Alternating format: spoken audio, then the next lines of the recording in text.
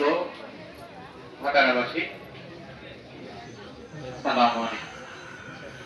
আপনারা এই শীতের রাতে, এখন আসলে অনেক শৈত্যপ্রবাহ চলতেছে, এই শীতের রাতে আপনারা ধৈর্য ধারণ করে বসে আছেন, এজন্য আমার অন্তরের অন্তঃস্থল থেকে আপনাদের প্রতি আমার কৃতজ্ঞতা।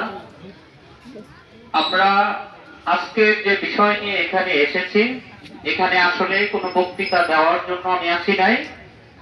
আমরা এখানে উপস্থিত হয়েছি আমরা নিজেদেরকে কিছুটা সতর্ক করার জন্য, নিজেদেরকে কিছুটা জানার জন্য, বোঝার জন্য যে আমাদের রাষ্ট্রের ভিতরে যে ব্যবস্থাপনাগুলো চলতেছে, যে নিয়ম কানুনে রাষ্ট্র চলতেছে, সেই নিয়ম কানুনের কিছুটা পরিবর্তন দরকার।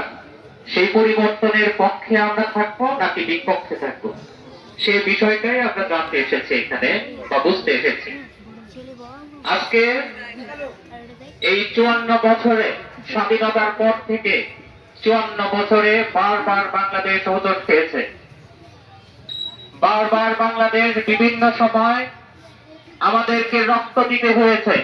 ছাত্র জনতা রক্ত দিয়েছে, নেতাকর্মী যারা আছে তার সুফল ভোগ করেছে। বারবার আমরা প্রতারিত হয়েছি, বারবার আমরা বঞ্চিত হয়েছি, বৈষম্যের শিকার হয়েছি। আমাদের রাষ্ট্রের কোনো পরিবর্তন হয় নাই। এই 54 বছরে, স্বাধীনতার 54 বছরে অনেক দেশ, এই সমান সময়ের ভিতরে অনেক দেশ, বিশেষ করে মালয়েশিয়ার মতো দেশ অনেক উন্নত দেশে পরিণত হয়ে গেছে, কিন্তু আমাদের অবস্থা সেই একই অবস্থায় আমরা পড়ে আছি।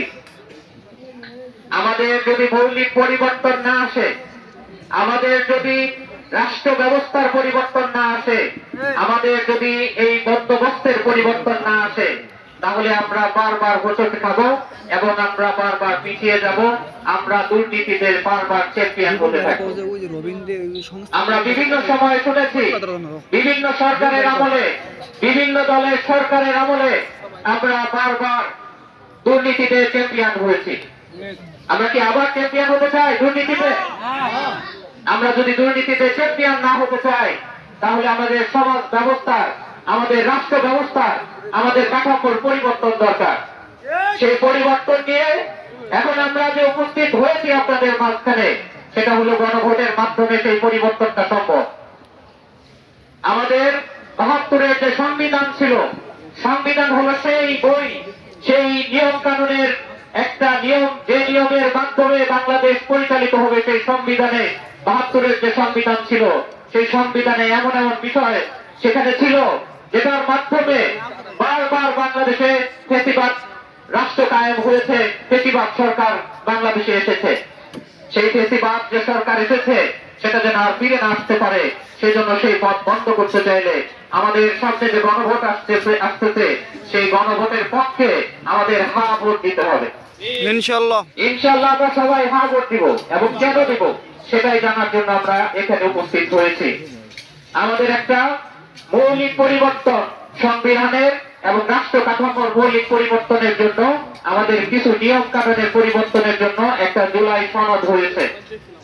আমরা হয়তো অনেকেই জানবো না যে জুলাই সনদে আসলে কি কি আছে। আমরা অনেকে হয়তো জানি না ভাই। এখানে যারা বোনেরা আছে এবং ভাইয়েরা আছে, হয়তো আপনারা বিভিন্ন সময় শুনেছেন, কিন্তু সেই সম্পর্কে অনেকে হয়তো মানে অজ্ঞ অবস্থায় আছেন। কালো টাকা সাদা করার সুযোগ চিরতরের মধ্যে আইন হবে। কালো টাকা মানে কি ভাই? কালো টাকা হলো আমার পকেট থেকে, পকেট মার টাকা দেয় না, বিভিন্ন সময় দেখবেন যে পকেট মার আমার পকেট থেকে টাকা নিচ্ছে। সেরকম বাংলাদেশের রাষ্ট্র ব্যবস্থার মধ্যে বাংলাদেশের যে নেতারা আছে, বাংলাদেশ যারা পরিচালনা করে, তারা বিভিন্ন সময় আমাদের যে অর্জিত সম্পদ বিভিন্ন সময় বিভিন্ন ভাবে তছরূপ করে, বিভিন্ন সময় আমাদের কাছ থেকে হাতিয়ে নেয়। যেমন আপনার একটা চাকরি দরকার, আপনাকে ঘুষ দিতে হচ্ছে।